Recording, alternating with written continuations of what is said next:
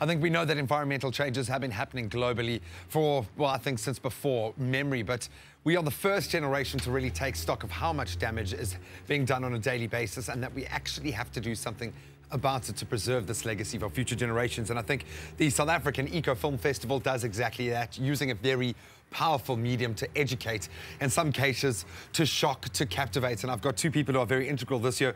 Andreas Wilson-Späth, one of the co-founders, and I think a very proud father at this stage, and one of our filmmakers, Stephanie Brendel, the executive producer of Extinction Soup.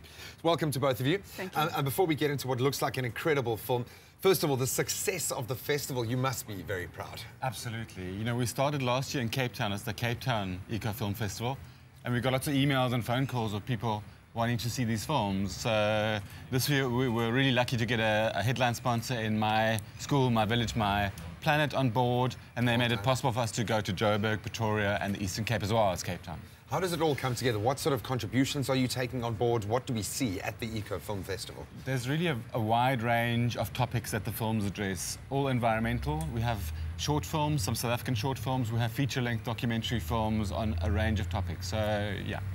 Stephanie, something that's very close to, I think, all South Africans' hearts, because that is one of our ecotourism resources. And we do love this natural gift that we've got, sharks, the great white shark. And we know that your film obviously focuses on this. Give us a bit of background. What is Extinction Soup? Extinction Soup focuses as the main topic on the global plight of sharks through the hunt for shark fins. Of course, there's many other problems. One other problem we also cover is how the media covers sharks, because that is actually a big issue in how we look at conservation of sharks. Yeah, misrepresentation, sensationalistic reporting. But really the biggest issue is shark fin soup and how many sharks are taken yearly to supply the market for shark fins globally. How bad is the situation? I know you're looking at a very small slice of the environment, but a good litmus test for how the rest of the world is doing. How bad is the situation? The situation is pretty horrendous because we only have a few more years to really stop it in order to have any chance to let populations to recover.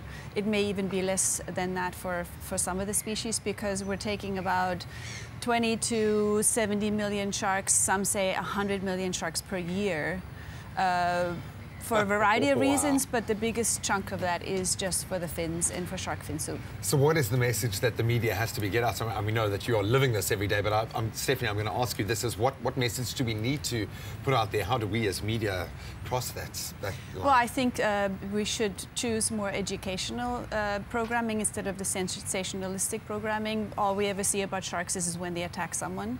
So there's plenty of good programming out there, and I think especially parents should look out to let their kids watch something that is educational instead of Jaws or any kind of horror films, or buy into the hype that happens after shark attack. That's a very good start, is educational programming. And we forget what goes into educational programming. Movies, we know, on the entertainment side, can take a couple of weeks to make, maybe a couple of months. A good documentary, an environmental documentary, takes a huge amount of study and a huge amount of work.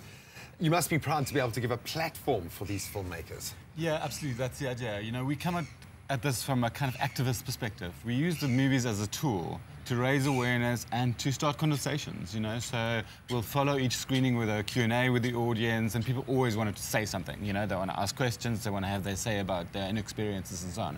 So it's really important for us to use the films as tools. Yeah. Guys, thank you so much for joining us this morning. All the best of luck. Quickly, the details.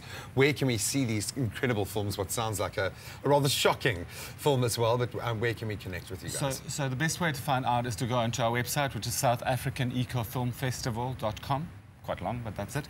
And Extinction Soup is on in Cape Town tonight and Pretoria as well, and then in Joburg tomorrow. All right, thank you so much for bringing the right kind of message. A fantastic way to expand your own education as well. But if you've got kids, take your family with you.